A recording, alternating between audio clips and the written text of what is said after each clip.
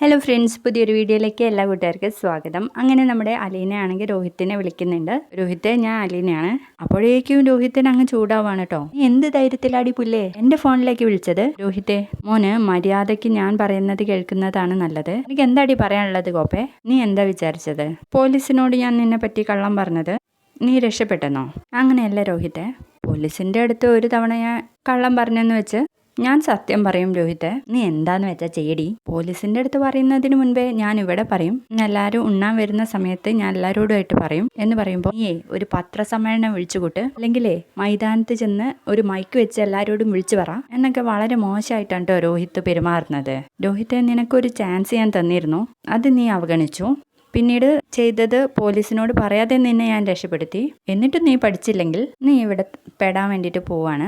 ഞാൻ ഇന്ന് എന്തായാലും എല്ലാവരോടും വിളിച്ചു പറയും എന്ന് പറയുമ്പോൾ നമ്മുടെ രോഹിത്ത് ചോദിക്കുന്നുണ്ട്, നീ എന്ത് പറയുന്ന? ഡൈനിങ് ടേബിളിൻ്റെ മുന്നിൽ വെച്ച് നീ എന്ത് പറയുന്നാടി? ഞാൻ ചോദിക്കുമ്പോൾ നമ്മുടെ അലീന പറയും, ഒരു കാര്യം നീ ഓർത്തോ, എൻ്റെ ആ ഫോണ് എനിക്ക് തിരിച്ചു തന്നെ നീ ക്ഷമ പറഞ്ഞില്ലെങ്കിൽ ഇന്ന് രാത്രി എല്ലാവരും ഉണ്ണാൻ വരുന്ന നേരത്ത് ഞാൻ എല്ലാവരോടും നീ ചെയ്തതെന്താന്ന് വിളിച്ചു പറയും. നിന്റെ അച്ഛനോടും അമ്മയോടും അനിയത്തിമാരോടും മുത്തശ്ശിയോടും എല്ലാവരോടും ഞാൻ പറയും. നീ എന്താ ചെയ്തതെന്ന് നിനക്ക് ഓർമ്മയുണ്ടല്ലോ. നീയും ഹരിയും കൂടി എനിക്ക് നാരങ്ങ വെള്ളത്തിൽ മയക്കുമരുന്ന് കലക്കി തന്ന് എന്നെ റേപ്പ് ചെയ്യാൻ ശ്രമിച്ചത് ഞാൻ പറയും എന്നങ്ങ് പറയുമ്പോൾ നമ്മുടെ രോഹിത്ത് സ്റ്റക്ക് ആവുന്നുണ്ട് കേട്ടോ. എന്നിട്ട് ദേഷ്യം പിടിച്ച് ആ ഫോണൊക്കെ എറിയാണ് കേട്ടോ കട്ടിലോട്ട്. പിന്നീട് ഒരു ഭ്രാന്തനെ പോലെ അങ്ങോട്ടും ഇങ്ങോട്ടൊക്കെ അലയാണ്. പിന്നീടാണെങ്കിൽ രോഹിത്ത് അലീനയെ വിളിക്കുന്നുണ്ട്. അപ്പോൾ ഫോൺ എടുക്കുന്നില്ല കേട്ടോ അലീന. ഫോൺ എടുക്കുന്നില്ല പുല്ല് എന്ന് പറഞ്ഞിട്ട് നമ്മുടെ രോഹിത്ത് ആ ഫോൺ എടുത്ത് വീണ്ടും കട്ടിലോട്ട് എറിയണേ. എന്നിട്ട് അലീനയെ കാണാൻ വേണ്ടിയിട്ട് കിച്ചണിലോട്ട് പോവാണ് കേട്ടോ. അവിടെ വെച്ച് അലീന രോഹിത്തിനെ കാണുകയാണ്. അപ്പോൾ രോഹിത്ത് പറയുന്നുണ്ട്, നിൻ്റെ ഫോണിനെ കുറിച്ചിട്ട് പറയാൻ വേണ്ടിയിട്ടാണ് ഞാൻ വന്നത്. ആ പറഞ്ഞോ. അതെ, അന്ന് ഡൈനിങ് ടേബിളിൽ ഉണ്ടായിരുന്ന ആ ഫോൺ ഉണ്ടല്ലോ, അത് ഹരി എടുത്തുകൊണ്ട് പോയി. ആ, അതെനിക്ക് മനസ്സിലായി. അത് എന്നിട്ട് എവിടെ എന്ന് ചോദിക്കുമ്പോൾ അതവൻ പുഴയിലേക്ക് എറിഞ്ഞു. സത്യമാണോ രോഹിത്തെ ഈ പറയുന്നേ? ഞാൻ കണ്ട കാര്യമാണ് പറഞ്ഞത്. അതൊരു പുണ്യവസ്തു പോലെയായിരുന്നു ഞാൻ സൂക്ഷിച്ചത്. അതുപോലൊരെണ്ണം നിനക്ക് ഞാൻ വാങ്ങിത്തരാം എന്ന് പറയണേ.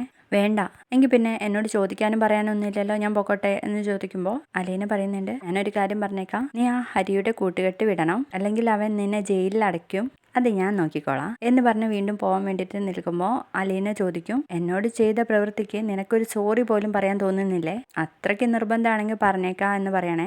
വേണ്ട, ഒരു കുറ്റബോധമോ സങ്കടമോ ഇല്ലാത്ത ഒരു സോറി എന്നോട് പറയണ്ട എന്നങ്ങ് പറയുമ്പോൾ നമ്മുടെ രോഹിത്ത് അങ്ങ് പോവാണ്. ആ വാതിൽ കഴിഞ്ഞില്ല അപ്പം തന്നെ നമ്മുടെ അലീന പറയും, പക്ഷെ ഒരിക്കൽ നീ എന്നോട് പറയേണ്ടി വരും മോനെ. എൻ്റെ അടുത്ത് മുട്ടുകുത്തി കാല് പിടിച്ച് കരഞ്ഞു പറയേണ്ടി വരും, ചെയ്തതിനൊക്കെ സോറി ചേച്ചി എന്ന്. അങ്ങനെ ഒരു ദിവസം നമ്മുടെ ആയുസിന്റെ പുസ്തകത്തിൽ എഴുതി വെച്ചിട്ടുണ്ട്. അത് കഴിയാതെ നമ്മുടെ ജീവിതം മുന്നോട്ട് പോവില്ല രോഹിത്തെ എന്ന് പറയുമ്പോൾ രോഹിത് അതും കേട്ട് അങ്ങ് പോവാണ് കേട്ടോ. അങ്ങനെ കോണിപ്പടിയിലെത്തുമ്പോൾ തിരിഞ്ഞൊന്ന് നോക്കുന്നുണ്ട്. എന്നിട്ട് വീണ്ടും കയറി പോവാണേ. അതിനുശേഷം നമ്മുടെ മനു ആണെങ്കിൽ കടപ്പാട്ടൂർ വീട്ടിലേക്ക് വരികയാണ്. ആ സമയത്ത് ബബിതയും കൃഷ്ണയും കോളേജിലേക്ക് പോവാണ് കേട്ടോ.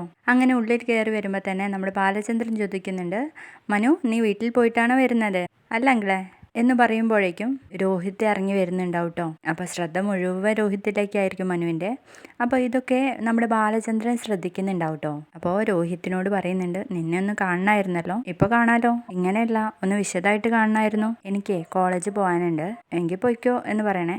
അപ്പോഴും മനു രോഹിത്തിനെ തന്നെ നോക്കി നിൽക്കുകയാണ്. രോഹിത്താണെങ്കിൽ തിരിഞ്ഞ് മുടിയൊക്കെ കൈകൊണ്ടൊന്ന് ഒതുക്കിയിട്ടാണ് പോകുന്നത്. അപ്പോൾ നമ്മുടെ ബാലചന്ദ്രൻ ചോദിക്കും, എന്താ മനു പ്രശ്നം? ഒന്നുമില്ല അങ്കിളെ, അവനെ ഒരു റെസ്പെക്റ്റ് കുറവ്. മനു, ഞാനേ ഒരു വിഡ്ഢിയാണെന്ന് വിചാരിക്കരുത്. ഞാൻ പലതും കാണുന്നു കേൾക്കുന്നു എന്ന് ബാലചന്ദ്രൻ പറയുമ്പോഴേക്കും വൈജ റൂമിൽ നിന്ന് ഇറങ്ങി വരാം കേട്ടോ. ആ മനുവോ, നീ എന്താ പതിവില്ലാതെ ഇങ്ങോട്ടേക്ക്? ആൻറ്റി ബാങ്ക് പോവുകയാണോ എന്ന് ചോദിക്കാണ്ട് മനു. അതെ എന്ന് പറഞ്ഞ അലീനയോടൊരു കപ്പ് ചായ ചോദിക്കുന്നുണ്ട് വൈജ. അപ്പോൾ കൊണ്ടുവന്ന് കൊടുക്കുമ്പോഴേക്കും നമ്മുടെ അലീന മനുവിനെ കാണാൻ കേട്ടോ. മനുവേട്ടന് ഒരു ഗ്ലാസ് ചായ എടുക്കട്ടെ? ആ എടുത്തോ എന്ന് പറഞ്ഞത് നമ്മുടെ വൈജയ്ക്ക് അങ്ങ് ചൂടാവാണ് കേട്ടോ. നിന്നോട് ഞാൻ എത്ര തവണ പറഞ്ഞിട്ടുണ്ട് മനുവിനെ മനുവേട്ട എന്ന് വിളിക്കരുത്, സർ എന്ന് വിളിക്കണം എന്ന് പറയുമ്പോൾ അലീന കിച്ചണിലോട്ട് തന്നെ തിരിച്ചു പോവാണ്. അപ്പോൾ നമ്മുടെ മനു പറയുന്നുണ്ട്, ആൻറ്റി ഞാൻ അവളോട് മനുവേട്ട എന്ന് വിളിക്കാൻ വേണ്ടിയിട്ട് പറഞ്ഞത്, ഒരു സാർ എന്ന് വിളിക്കുമ്പോൾ ഒരു സുഖമില്ല എന്നങ്ങ് പറയുമ്പോൾ വൈജ പറയുന്നുണ്ട്, സ്വയം തരം താഴ്ന്നവരോട് എന്ത് പറഞ്ഞിട്ടും കാര്യമില്ല എന്ന് പറയണേ.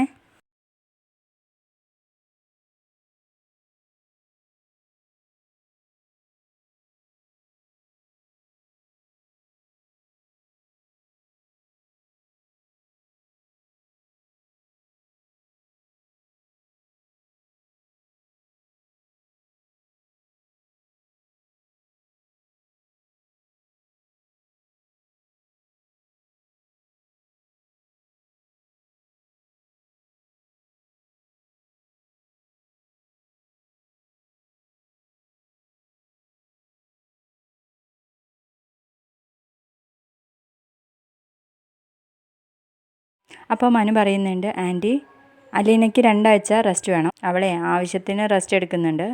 ആൻറ്റി വിചാരിക്കുന്നത് അവൾ പണിയെടുക്കുന്നത് റെസ്റ്റ് ആണെന്നാണോ? നിന്നോടിപ്പോൾ അവൾ പരാതി പറഞ്ഞോ? അവളോട് നിനക്കെന്താ ഇത്ര അടുപ്പം? അത് ആൻറ്റി മറന്നുപോയതാ. അവളെ ഇവിടേക്ക് കൊണ്ടുവന്നത് ഞാനാണ്. അവൾക്കൊരു ആപത്ത് സംഭവിച്ചപ്പോൾ ബൈസ്റ്റാൻഡറായിട്ട് നിന്നത് ഞാനാണ്. അവളെ പ്രൊട്ടക്റ്റ്